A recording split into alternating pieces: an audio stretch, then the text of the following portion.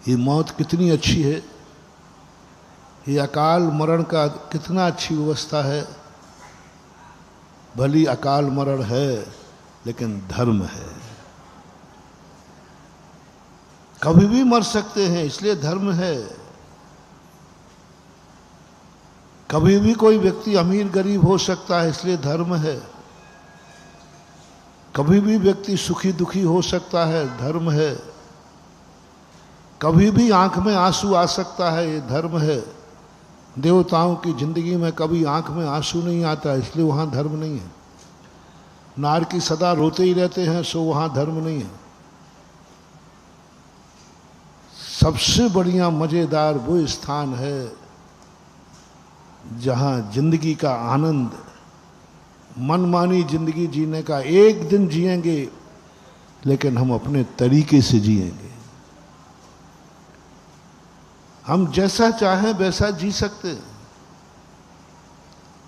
हम अपने तरीके से जिएंगे, हम अपने तरीके से, हमें देखना है तो हम देखेंगे, नहीं देखना तो नहीं देखेंगे। हम आंख बंद भी कर सकते हैं। देवताओं की आंखें बंद नहीं होती कि उनकी पलक नहीं झपकते। जो सदा देखते रहते हैं उनको कभी धर्म नहीं मिलेगा। हम अपनी आंख को खोल भी सकते हैं और यहां धर्म। नारकियों की आंखें बंद नहीं होती हैं, वे खोल ही नहीं पाते क्योंकि उनको भीवत्स दिखता है। देवता की आंखें कभी बंद नहीं होती, सदा खुली रहती हैं, पलक नहीं झपकते उनके। धर्म नहीं है। हम मनमाने ढंग से श्वास ले सकते हैं। योगा करना चाहें तो योगा कर सकते हैं। जो मनमाने ढंग से जब जितनी चाहे श्वास ले सकता है, वहां धर्म रहेगा।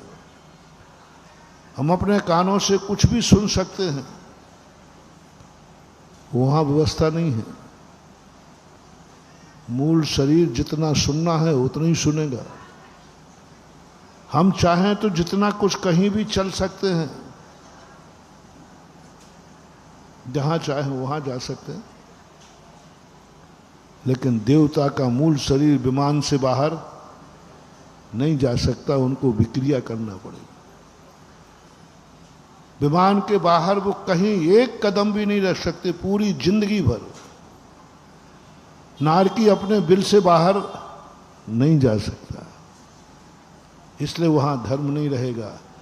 धर्म वहां रहेगा जहां व्यक्ति किसी भी समय कभी भी कहीं भी जा सकता है, कितना भी चल सकता है। 2 महीने पहले जबलपुर में, 2 महीने बाद अशोकनगर में।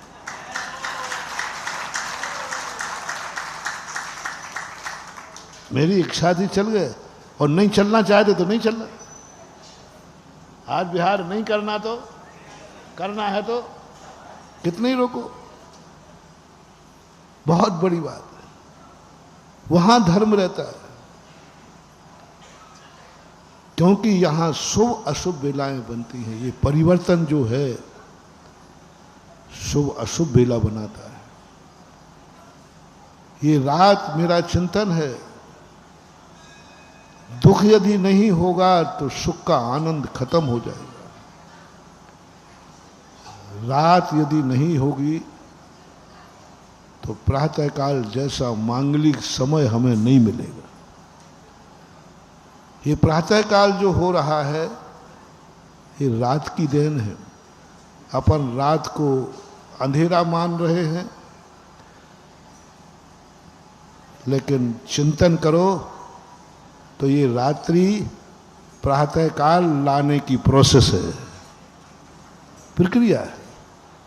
क्योंकि किसी भी सुख के स्थान तक जाने के लिए हमें कष्ट तो उठाना ही भोजन खाना है तो बनाने का कष्ट उठाना पड़ेगा। बिना कष्ट के, बिना भय के कोई व्यक्ति सुखी नहीं हो सकता। इसलिए रात भली अंधेरी है, लेकिन तुम चिंतन करो रात में।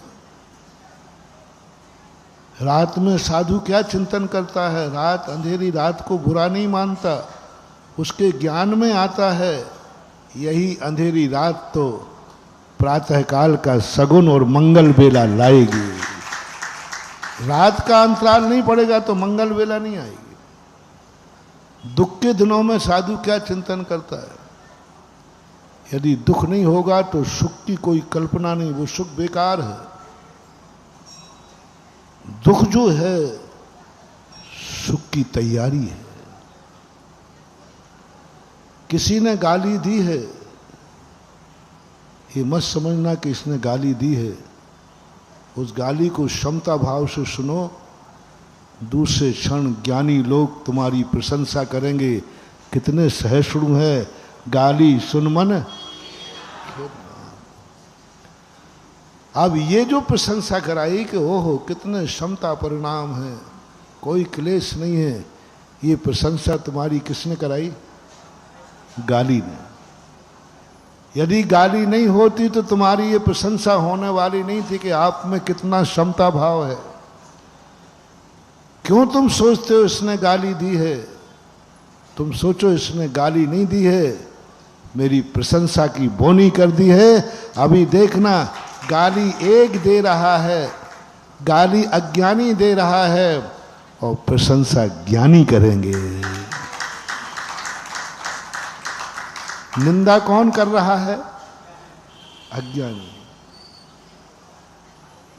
और प्रशंसा कौन करेगा? ज्ञानी। देखो कितना समतावाद, क्षमाशील। यही तो हम चूक रहे। हम अज्ञानी की बात का बुरा मान करके ज्ञानियों की आवाज की जो अच्छाइयां हैं उसको खो देते। और एक नहीं, गाली दुश्मन ज्यादा होते हैं। दुश्मन गालियां ज्यादा देता है या प्रशंसा ज्यादा होती है? गाली एक बार देगा, प्रशंसा कब तक होगी?